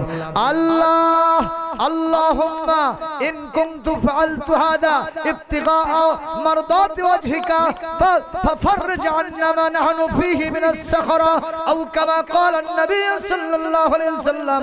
রাওয়াহুল বুখারী শরীফের হাদিসের ভিতরে আসছে, এই লোকটি তখন আল্লাহর কাছে দোয়া করে বলে, আল্লাহ, এই কাজটা যদি কেবলমাত্র শুধুমাত্র একমাত্র তোমার জন্যই সন্তুষ্টির জন্য করে থাকি, তাহলে মেহেরবানি করে এই গুহার ভিতরে আমরা আটকা পড়েছি, কেউ জানে না, এই মহা বিপদ থেকে তুমি আমাদেরকে একটু উদ্ধার করো। আল্লাহ রাসূল তার পাক জবানে বলেন, এই প্রথম বন্ধু দোয়া করতে দেরি আছে, আল্লাহ পাকের আপন কুদরতে এই গুহার মুখ থেকে প্রকাণ্ড পাথরটা 3 ভাগের 1 ভাগ সরে যেতে দেরি হয় না। একটু জোরে বলেন মারহাবা। আরো জোরে কোন আল্লাহু আকবার। ও মুসলমান, একটু জবাব দেবেন, আল্লাহ বাবা মাকে খাওয়ালে কে খুশি হন? আর বাবা মাকে যদি রাগে রাখেন, কষ্টে রাখেন, বিপদ মুসিবতে রাখেন, বাবা মাকে যদি গালি দেন, অভুক্ত রাখেন, কে বেজার হবে? আর খুশি হবে কে? শয়তান। জোরে বলেন, কে খুশি হবে? মুসলমান, আমি গভীর রাত করতে চাই না, আপনারা আমাকে জবাব দেন, তাওরাতওয়ালা নবীর নাম কি? সবাই বলবেন। যার উপরে তাওরাত কিতাব নাজিল হয়েছিল সেই নবীর নাম কি? সবাই বলেন। হযরত মুসা আলাইহিস সালাম আল্লাহ পাকের একজন জেদি নবী ছিলেন। আল্লাহর কাছে অনেক সময় বায়না ধরতেন। একদিন আল্লাহকে বলতেছে, আল্লাহ, আমার এমন কিছু আছে যা তোমার নাই। আল্লাহ বলতেছেন, মুসা রে, সুসাগিরি করিস কে? তোর এমন কি আছে যা আমার নাই? এ মুসা, আমার যা আছে তোর নাই, সব আমার আছে, তোর কিচ্ছু নাই। জোরে কোন ঠিক কিনা? মুসা আলাইহিস সালাম বলছেন, আল্লাহ বলবো আমার যা আছে তা আপনার নাই? কয় দেখি বলে তো। হযরত মুসা বলেন, আল্লাহ আমার মরণ আছে, তোমার নাই। কথা ঠিক না বে ঠিক? জোরে কোন ঠিক না বে ঠিক? আবার বলতেছে, আল্লাহ আমার ঘুম আছে, তোমার নাই। কথা কয় না? এগুলো কি কোরআন সম্মত না সম্মত নয়? আরেকবার জিজ্ঞেস করছে, আল্লাহ তুমি যদি একটু মুসা হও, আমি যদি আল্লাহ হই তাহলে কেমন হয়? আল্লাহ বলতেছেন, মুসা রে তুমি কি জীবনে আল্লাহ হইতে পারবা? কয় আল্লাহ তুমিও মুসা হইতে পারবা না। তাহলে কি কথা ঠিক না ঠিক? আরেকদিন জিজ্ঞেস করছে, আল্লাহ আপনি নাকি ঘুমান না? বলছে, আমি যে ঘুমাই না। আওয়ালাম তুমিন, তোর বিশ্বাস হয় না? কয় আল্লাহ বিশ্বাস তো হয়, যদি দেখতে পাইতাম তাহলে বিশ্বাসটা আরো বেড়ে যেত। মারহাবা কোন? আল্লাহ বললেন, মুসা যদি দেখতে চাও তাহলে হাতের ভিতরে এক গ্লাস পানি নিয়ে দাঁড়াও। কয় গ্লাস পানি? কার হাতে দিলেন? মুসা আলাইহিস সালাম গ্লাসের পানি নিয়ে দাঁড়িয়ে আছেন। আল্লাহ পাক বললেন, মুসা খুবই সুতীক্ষ্ণ দৃষ্টি রাখবা, গ্লাসের পানি যেন না পড়ে, গ্লাস যেন হাত থেকে না পড়ে ভাঙে, খুবই খেয়াল করবা। ওদিক থেকে ঘুম আর তন্দ্রাকে বলছেন, মুসাকে জন্মের ধর ধর। ঘুম আর তন্দ্রা এসে কাকে ধরছে? আরে ভাই কথা বলেন। মুসা আলাইহিস সালামকে ঘুম ধরছে। বলেন তো হাতের মধ্যে গ্লাস আছে? চোখ বন্ধ করলে আর কি থাকার কথা? হাত থেকে গ্লাসটা পড়ে ভেঙে চুরমার হয়ে গেছে। গ্লাস ভাঙার সাউন্ড শুনে হযরত মুসা চার হাত পা নেড়ে উঠছে। তাড়াতাড়ি সিজদায় পড়ে গিয়ে আল্লাহকে বলতেছে, আল্লাহ আল্লাহ আমার গোস্তাকি হয়েছে, বেয়াদবি হয়েছে, তুমি আমাকে মাফ করে দাও। আল্লাহ একটা গ্লাসের দায়িত্ব নিতে পারি নাই, আল্লাহ তুমি আমারে ক্ষমা করে দাও। আল্লাহ বললেন, মুসা গ্লাসটা হাত থেকে পড়লো কেন, ভাঙলো কেন? বলে, কখন যে ঘুম ধরছে আমি টের পাই নাই। এ মুসা এইবার একটু নজর করো, একটু খেয়াল করো, একটু গবেষণায় লিপ্ত হও। ঘুম আর তন্দ্রা ধরার কারণে একটা গ্লাসের দায়িত্ব নিতে পারো নাই, গ্লাসটা হাত থেকে পড়ে ভেঙে চুরমার হয়ে গেল। এ মুসা এইবার তুমি একটু খেয়াল করো, তোমার হাতে ছিল মাত্র একটা গ্লাসের দায়িত্ব, আর আমি আল্লাহর কুদরতি হাতের ভিতরে কত জিনিসের দায়িত্ব। ওই বিশাল আকাশ, বিস্তীর্ণ জমিন, কুল কায়নাত, হাজার হাজার মাখলুকাতের কন্ট্রোলিং পাওয়ার কেবল মাত্র শুধুমাত্র একমাত্র আমি আল্লাহর বজ্র মুষ্টির হাতে রয়ে গেছে। আমি যদি ঘুমাই, রাত দিনের মধ্যে সংঘর্ষ লাগবে, এই এবং চন্দ্র সূর্যের মধ্যে সংঘর্ষ লাগবে। কথা বলেন, আকাশ আর জমিনের মধ্যে সংঘর্ষ লাগবে। অতি অল্প সময়ের ভিতরে এই শৃঙ্খলপূর্ণ পরিবেশ লন্ডভন্ড হয়ে যাবে। জোরে বলতে হবে ঠিক কিনা? হযরত মুসা বললেন, আমার আল্লাহর ঘুম লাগে না। জোরে কোন ঠিক কিনা? আর কি জিজ্ঞাসা আছে করো। হযরত মুসা বললেন, আল্লাহ একটা জিজ্ঞাসা আমার আছে। আপনি তো এই কোরআন শরীফের সূরা লোকমানের ভিতরে ওয়াজ করেছেন। আল্লাহ বলেছেন, ওমা তাদরি নাফসুম মাদা ওমা তাদরি নাফসুম বিআই আরদিন তামুত। একটা মানুষ জানে না কোথায় মারা যাবে আর কোথায় তার কবর হবে। এটা কি আমরা কেউ জানি? কথা বলেন না কেন?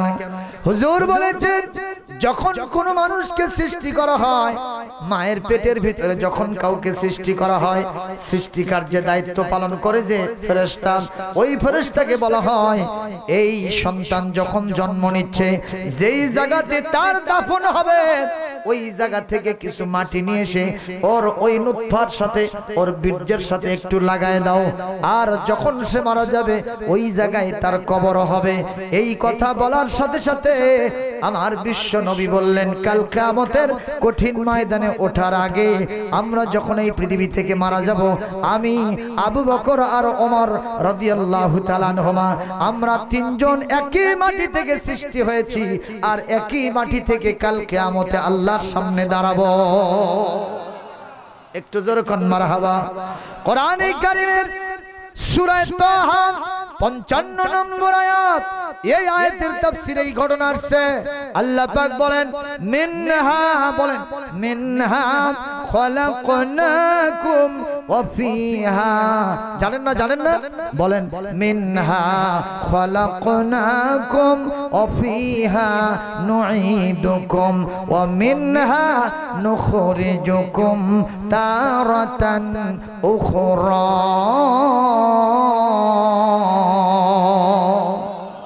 একটু জোরে বলতে হবে আল্লাহু আকবার।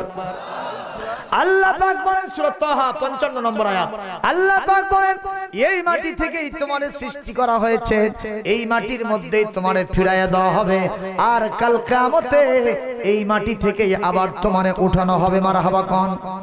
হযরত মুসা বলেন আল্লাহ আমি যখন মারা যাব আমার কবরটা কোথায় হবে? কাকে বলতেছে? আল্লাহ পাক বললেন মুসা রে, যেখানে তোমার কবর দেব এইটা শোনো না, তোমার মনটা খারাপ হবে। মন কি হবে বলেন তো? নিষিদ্ধ জিনিসের প্রতি মানুষের আকর্ষণ বেশি না কম? একটু জোরে বলবেন।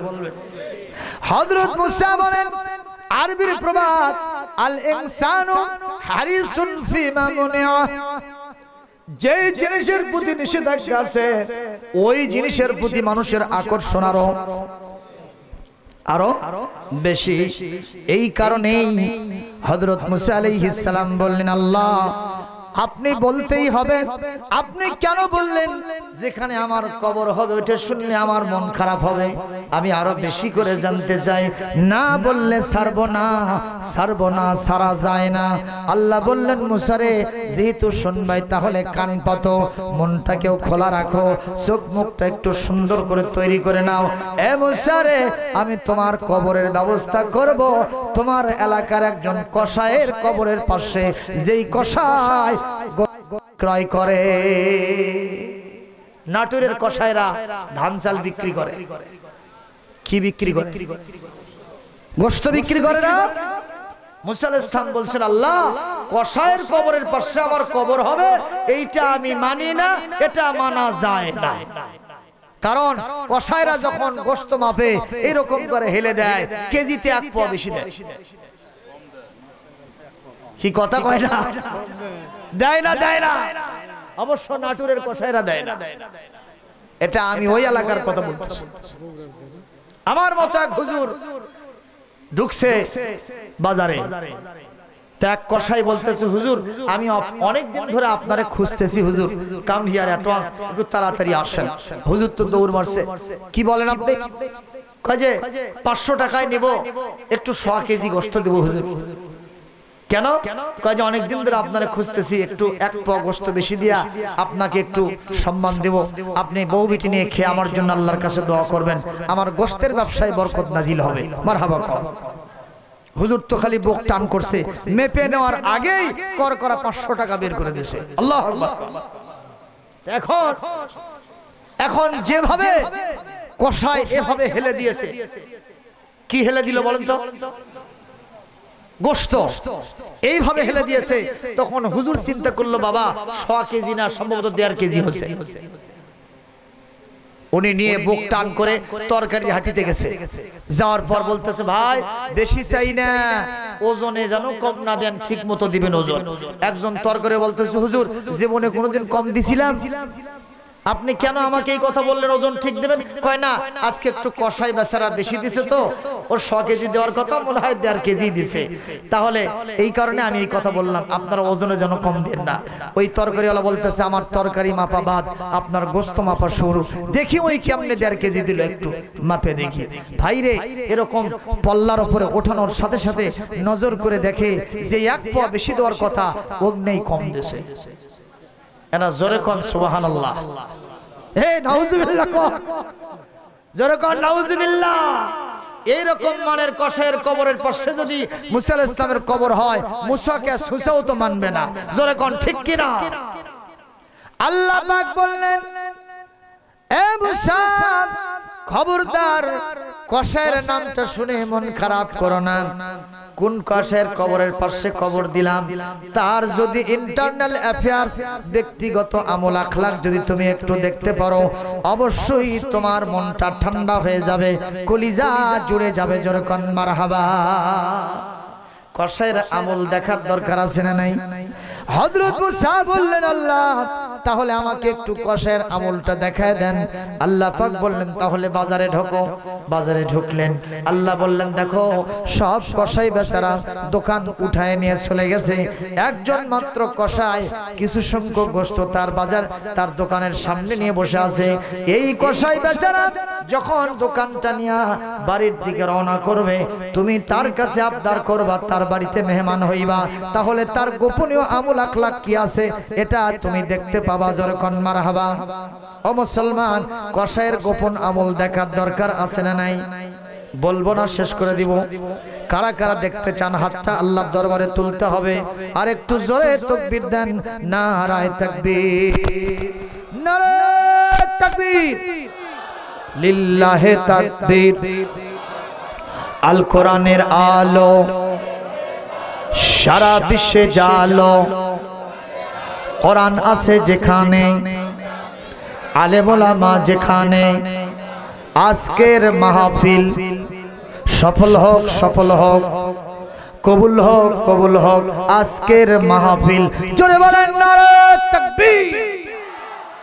আমার ভাইরা, হযরত মুসা বাজারে ঢুকলেন, দেখেন সত্যি এরকম একজন কসাই বেচারা দোকান নিয়ে বসে আছে। উনি যখন দোকান নিয়ে বাড়ির দিকে রওনা করেছেন, সঙ্গে সঙ্গে হযরত মুসার সামনে দাঁড়ায় বলতেছেন, হাল তারিফুনি ইয়া আইয়ুহাল কসাব, এ কসাই ভাই তুমি কি আমাকে চিনতে পেরেছো? বলে, না না, আপনারা তো কোনোদিন দেখি নাই, আপনি একজন নতুন মানুষ হিসেবে আমার সামনে আসছেন। তবে মানুষের মুখে শুনেছি এ জামানার পয়গম্বর অত্যন্ত সুন্দর, যিনি তাওরাতওয়ালা নবী, যিনি একজন রাসূল বটে, যার নাম মুসা কালিমুল্লাহ। আমি শুনেছি তার চেহারা খুব সুন্দর। আমার মনে হয় আপনি হলেন সেই তাওরাতওয়ালা নবী, আপনার নাম মুসা কালিমুল্লাহ। কি ভাই, নবী দেখলে নবীর চেহারা বোঝা যায় না? এ কথা বল না কেন? আলেম দেখলে আলেমের চেহারা বোঝা যায় না? জালেম দেখলে জালেমের চেহারা বোঝা যায় না? যে কেটুখোর সুকটান মারে আর ফু উপর দিকে ছেড়ে দিয়া চেয়ে থেকে দেখে যে আমার ফু কত দূর গেল, আমি কত বড় নেতা হইতে পারছি, ওই কেটুখোরের চেহারা দেখলে বোঝা যায় না? বোঝা যায়। উনি বলছেন, আপনার চেহারা দেখে বুঝতে পারছি সম্ভবত আপনি এ জামানার পয়গম্বর, হয়তোবা মুসা কালিমুল্লাহ। জোরে বলেন আল্লাহু আকবার। মাযা তুরিদু মিন্নি, আপনি আমার কাছ থেকে কি চান? What do you want? What do you want from me? আপনি আমার কাছ থেকে কি চান? বলেন, এ কসাই, আমি তোমার বাড়িতে একটু মেহমান হতে চাই। মারহাবা কর। নবীরা কারো বাড়িতে মেহমান হলে তার কপাল ভালো না মন্দ? আলেম ওলামা হলে বন্দনা ভালো? জোরে বলেন। আল্লাহর নবী বলেছেন, আলেমকে ভালোবাসবা, আলেমের কথা শুনবা, বক্তব্য শুনবা, আলেমের বাড়িতে গিয়া তার সাথে বসে অথবা তার মজলিসে বসে তার সাথে দুই লোকমা খানা খাবা, তার মহব্বতে দুইটা কদম রাস্তা যদি সামনে হাঁটতে পারো মহব্বত নিয়ে, আমি আল্লাহ রাব্বুল আলামিন, বিশ্ব নবী বলেন আল্লাহ রাব্বুল আলামিন তার জন্য এই দুনিয়ার সমান দুইটা জান্নাতের ব্যবস্থা করবে। তাহলে আলেমকে ভালোবাসবেন না ঘৃণা করবেন? আর আজকে তো আলেমদের যত দোষ নন্দ ঘোষ, সত্যটা বললেই দোষ, করলে অন্যায়ের প্রতিবাদ, নামটা হবে তোমার মৌলবাদ। যত দোষ নন্দ ঘোষ, সত্যটা বললেই দোষ। ওই পেন্টাগনে হামলা হলো, দোষীকে নাচে না গেল, পেন্টাগনে হামলা হলো, দোষীকে নাচে না গেল, মুসলমানদের করে দোষী দিল অপবাদ, নামটা হবে তোমার মৌলবাদ। ঠিক কিনা? আমরাও সিদ্ধান্ত নিয়েছি কোরআন হাদিস পড়ে সত্যের সবক গ্রহণ করেছি, সত্য বলবো, সত্য লালন করব, সত্যের কথা দ্বারস কণ্ঠে এই সমাজে বলতেই থাকবো, তাতে যা আছে কপালে হবে কাল সকালে। জোরে বলুন কথা ঠিক কিনা? আপনারা কি সত্যের পক্ষে না মিথ্যার পক্ষে? জোরে বলেন কিসের পক্ষে? তাহলে আলেমদের সঙ্গে থাকতে হবে। আমার ভাইরা, হযরত মুসা আলাইহিস সালাম বললেন, এ কসাই ভাই, আমি একটু তোমার বাড়িতে মেহমান হতে চাই। কসাই বেচারা বলছে, ঠিক আছে, আপনাকে মেহমান করব। আমি কি শেষ করে দেব? এখনই শেষ করব? এই ইতিমধ্যেই তো 1:45 বেজে গেছে গো। শেষ, এখন শেষ না? এই সভাপতি সাহেব বলছে শেষ করে দেন। শুনবেন আপনারা? দেখি কারা কারা শুনবেন না। এইবার বলেন কারা কারা শুনবেন? একজনের হাত নিচে থাকলে ওয়াজ হবে না, যদি হাত সবার ওঠে তাহলে ওয়াজ কিছুক্ষণ হবে। সবার হাত তুলতে হবে, 2 হাত, 1 হাত নয় 2 হাত। আর একজন একটা স্লোগান ধরো, নারায়ে তাকবীর, লিল্লাহে তাকবীর, লিল্লাহে তাকবীর। নাটোর জেলা থেকে স্লোগান উঠে গেছে নাকি? ব্যাপার কি? তোমরা কি স্লোগান দিতে জানো? জালো জালো আগুন জালো না? লিল্লাহে তাকবীর তোমাদের মুখ থেকে আসে না। বুঝবা একদিন রাসূলের দলের জার্সি পরছো, আবু জেহেলের দলে খেলতেছো। কবরে আসো, আমাদের চামড়া যখন থাকে টাইট, আল্লাহর সাথে করি ফাইট। চামড়া যখন হয় ঢিল, আল্লাহর সাথে হই, আল্লাহর সাথে দেই মিল। ফেরেশতারা করছে, আয় তুই কবরে হবে খালি কিল। জোরে কোন ঠিক কি না? জালো জালো আগুন জালোর মিছিল করেন না, মিছিল করতে হবে লিল্লাহে তাকবীর। জোরে বলুন ঠিক কি না? হযরত মুসা বললেন, আমি তোমার বাড়িতে মেহমান হতে চাই। এখন মুসা আলাইহিস সালামের সামনেই কসাই বলল, মেহমান তো করব, তাতে কোনো সন্দেহ নাই। আপনাকে মেহমান করতে পারলে আমার রহমত বরকত বেড়ে যাবে। সুবহানাল্লাহ। তবে আমার শর্ত আছে। কি শর্ত? বলে আপনাকে বাসায় নিয়ে গিয়ে বৈঠকখানায় বসতে দিব। 2 ঘন্টা আপনার সাথে আমার কোনো আলাপচারিতা হবে না। আমার কিছু ইন্টারনাল অ্যাফেয়ার্স, ব্যক্তিগত কারবার, কথাবার্তা আছে, কাজ আছে, সেগুলো আমি করব। এই কারণে 2 ঘন্টা আপনার সাথে দেখা হবে না। যদি এই শর্ত মেনে নিতে পারেন তাহলে আপনাকে আমি মেহমান বানাতে পারি। হযরত মুসা বললেন, আমি শর্ত মেনে নিলাম। যখন আল্লাহু আকবার। মুসা আলাইহিস সালাম আস্তে করে গিয়া বাসায় গিয়ে বসে আছেন তিনি একটা রুমের ভিতরে। আর উনি দেখতেছেন এই লোকটার আমল কি, গোপনীয় কি কাজ আছে, আমি সেটা না দেখে কখনো দম নিব না। মারহাবা কর। উনি নজর করে দেখতেছেন এই কসাই বাছারা ভেতরে ঢুকে এই গোশতটা নিজের হাতে কেটে কুটে নিল, মশলা দিয়ে সুন্দর করে গোশতটা পাক করলো, রুটি বানায়া উনুনের উপরে রুটিটা সেকে নিল, আর একটা পাত্রের উপরে রুটিটা সুন্দর করে রেখে দিল। আর একটা বেডের ভিতরে গিয়া নজর করে দেখলো একটা শাইখা ফানিয়া বৃদ্ধা রমণী, পেটটা পিঠের সাথে লেগে গেছে, পিঠটা বিছানার সাথে একাকার হয়ে গেছে, অস্থি মজ্জা সব একাকার, বৃদ্ধা মানুষ শাইখা ফানিয়া। এই মহিলাটাকে আস্তে করে 2 হাতের উপরে পাতাল কোলা শান করে নিয়ে আস্তে করে বাথরুম হাম্মাম খানায় নিয়ে গিয়া, গরম ঠান্ডার দিন ছিল, গরম পানি দিয়ে গোসল করাইলো। গোসল করানোর পরে আরেক সেট নতুন জামা কাপড় পরায় দিয়া এই মহিলাটাকে আরেকটা বেডের ভিতরে শোয়ায় দিয়া এই গোশত আর এই রুটি মহিলার মুখে আস্তে আস্তে করে উঠায় দিচ্ছে। যেরকম সুবহানাল্লাহ। হযরত মুসা দেখলেন মহিলার মুখে যখন এই গোশত আর রুটি এই কসাই বেচারাটা উঠে দেয়, মহিলার 2 চোখের কোনা দিয়া পানি পড়ে পড়ে তার গাল, তার বুক ভিজে যায়, বালিশ ভিজে যায়, বিছানা ভিজে যায়। এক পর্যায়ে কসাই বেচারারা চোখের পানি মুছে দিয়া সুন্দর করে পরিপাটি করে মহিলাকে রেখে আরেকটা কাজের ভেতরে চলে যায়। হযরত মুসা নজর করে দেখেন ওই মহিলা, দুর্বলা মহিলা, তার 2টা হাত আকাশের দিকে তুলে ধরতেছে, এইরকম কাঁপতে কাঁপতে। হাত 2টা ওঠে না, যেহেতু তার হাতের ভিতরে অস্থিমজ্জা কিছু নাই, বয়সের ভারে নুয়ে পড়েছেন, অত্যন্ত দুর্বলতম মহিলা।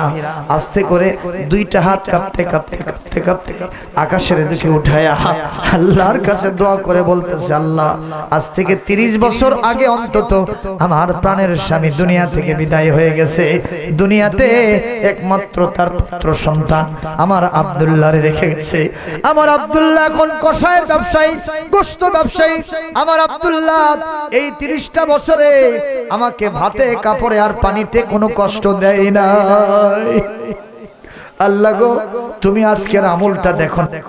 বাজার থেকে নামি দামি গোশত কত কাস্টমাররা কিনতে চাইলো, এই গোশত বিক্রয় করলো না, বউ বিটিরে খাওয়ালো না, নিজের জানে দিল না, নিজেই পাকটা সুন্দর করে করে নিল। আর রুটি বানায়া আমারে গোসল দিয়া নতুন জামা কাপড় পরায়া বিছানার উপরে শুয়া শুয়া আমাকে এই গোশত আর রুটি মুখের উপরে উঠায় দিল। ও আল্লাহ, এখন আমার আর সেই বয়স নাই। যদি আমি বয়সে থাকতাম তাহলে তার জন্য ভালো খাবারের ব্যবস্থা করতে পারতাম। এখন আমার সে বয়স নাই, এখন আমি কি করব? এখন আমি শুধু দোয়া করতে চাই। তুমি নাকি বলেছো আল ওয়ালিদানি মুস্তাজাবাত দাওয়াত, জোরে কোন আল্লাহু আকবার।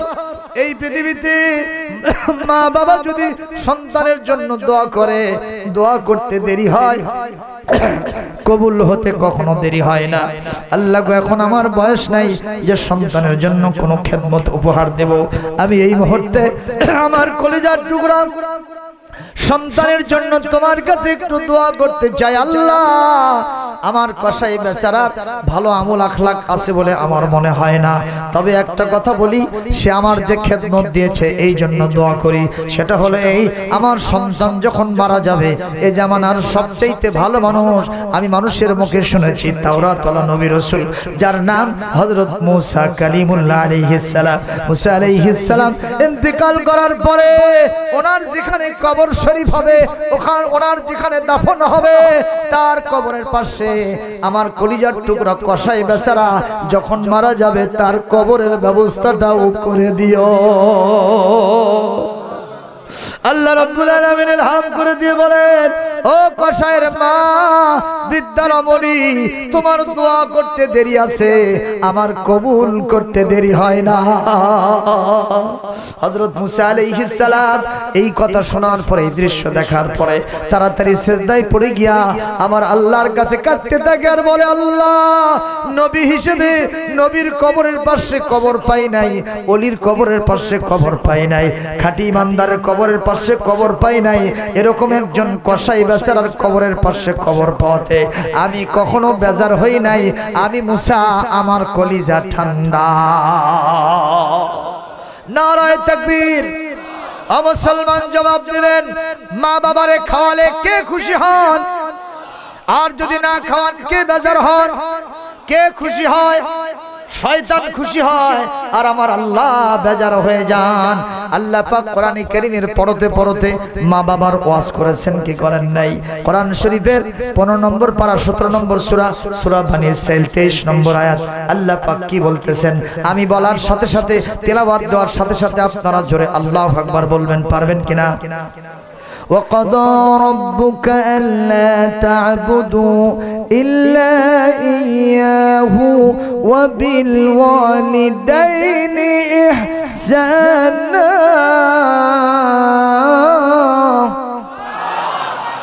إِمَّا يَبْلُغَنَّ عِندَكَ الْكِبَرَ أَحَدُهُمَا أَوْ كلاهما فلا تقل لهما أف ولا تنهرهما وقل رب ارحمهما كما ربياني صغيرا।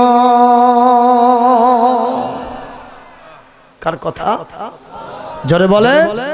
কবি বলছে, ওগো মা, তুমি এ ধরনের শ্রেষ্ঠ নিয়ামত,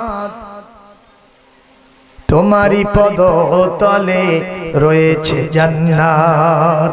ওগো মা, তুমি এ ধরনের শ্রেষ্ঠ নিয়ামত, তোমারই পদতলে রয়েছে জান্নাত। এ পৃথিবী থাকতো গো ফুল পাখি হির, এ পৃথিবী থাকতো গো মায়া মোহিত, যদি না পেত মায়ের মায়ারি হাত, যদি না পেত মায়ের মায়ারি হাত। ও গো মা তুমি এ ধরনীর শ্রেষ্ঠ নিয়ামত, তোমারই পদতলে রয়েছে জান্নাত। ঠিক কি না? আরো জোরে কোন ঠিক না ঠিক?